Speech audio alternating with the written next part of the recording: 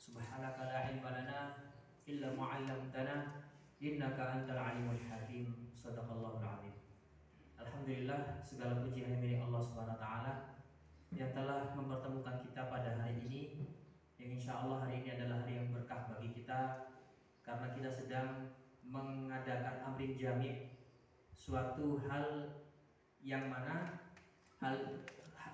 sesuatu ini adalah hal yang kita musyawarahkan untuk kemaslahatan kita bersama. Oleh sebab itu, atas kemudahan yang Allah berikan kepada kita ini, marilah kita senantiasa mensyukuri nikmat Allah Subhanahu wa taala yang telah dianugerahkan kepada kita semua. Salah satu salam semoga selalu tercurahkan kepada Nabi kita Muhammad sallallahu alaihi wasallam sebagai suri teladan terbaik bagi manusia. Siapapun manusia yang mengikuti rekam jejak beliau, yang beriktibar terhadap sunnah-sunnah beliau, maka pasti akan mendapatkan kebahagiaan, kejayaan dunia dan akhirat. Bapak Ibu hadirin para pengurus serta dewan guru yang dirahmati Allah Subhanahu wa taala. Rasulullah sallallahu alaihi wasallam bersabda, "Al ulama warathatul anbiya." Para ahli ilmu atau yang disebut ulama. Di sini disebutkan ulama itu bukan hanya orang yang faqih agama saja, tidak. Tapi Rasulullah SAW menyabdakan itu dengan redaksi al-alim. Ulama jam'u min alim.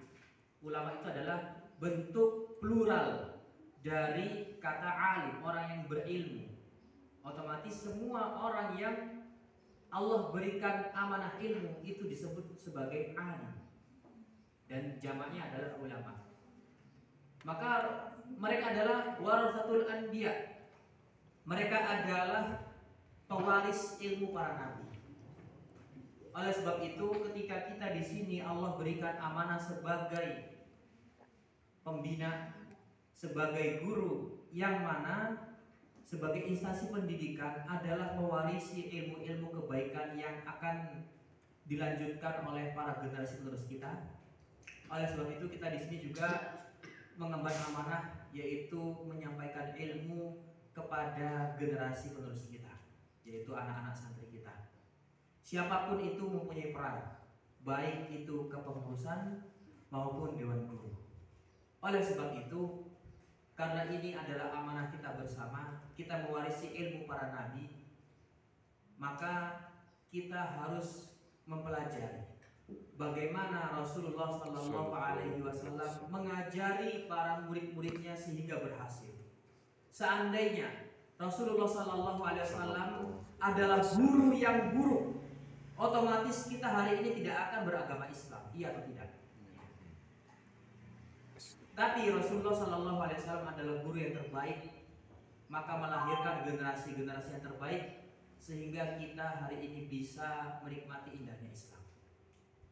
Dan Allah Subhanahu wa taala memberikan tips agar kita bisa mencontoh bagaimana menjadi guru yang berhasil apapun peran kita.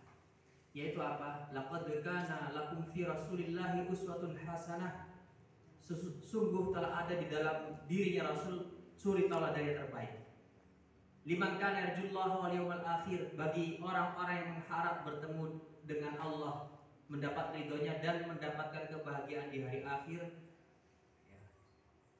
Liman kana yarjullaha wal yawmal akhir wa dzakarallaha katsira. Dan orang-orang yang akan bisa mencontoh Nabi adalah juga orang yang memperbanyak zikir kepada Allah Subhanahu wa taala.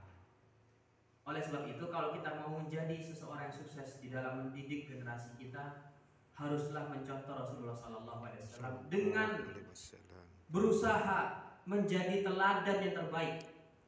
Kalau kita menjadi guru hanya menularkan ilmu, maka suatu saat kita akan kalah dengan Google. Kalau kita hanya menjadi guru hanya sebatas mengajar saja, apa bedanya kita dengan Google? Bahkan kita akan dikalahkan dengan mereka. Karena apa? Di Google itu ilmunya lebih banyak daripada kita. Artikel itu sangat banyak. Tetapi ketika kita bisa memberikan teladan terbaik bagi murid-murid kita, memberikan, mentransfer ruh kebaikan yang Allah titipkan kepada kita, yang Allah titipkan melalui kita dan kepada mereka, maka ini adalah guru sejati. Ketika kita menjadi guru hanya mengajar saja tapi tidak bisa memberi teladan yang baik, otomatis Allah Subhanahu wa taala sudah mengancam dengan ayatnya, yaitu kabura maqatan indallahi an taqulu ma la taf'alun. Sungguh besar dosanya di sisi Allah apabila kita berucap apa yang tidak kita lakukan. Dan salah satu kesalahan fatal di dalam pendidikan adalah apabila kita tidak bisa memberikan keteladanan. Dan pendidikan itu ibarat air bersih. Anak-anak akan mendapatkan air bersih yang kita alirkan jika sumbernya itu bersih. Kalau sumbernya bersih, pasti mereka akan mendapatkan kebaikan. Kalau sumbernya keruh, pasti murid-murid juga tidak akan berhasil. Oleh sebab itu, tips kedua untuk menjadi guru yang baik selain memberikan keteladanan adalah membersihkan diri kita. Membersihkan dari setiap hati yang buruk, membersihkan dari setiap sifat-sifat tercela seperti iri, hasad, dengki, namimah, segala macam.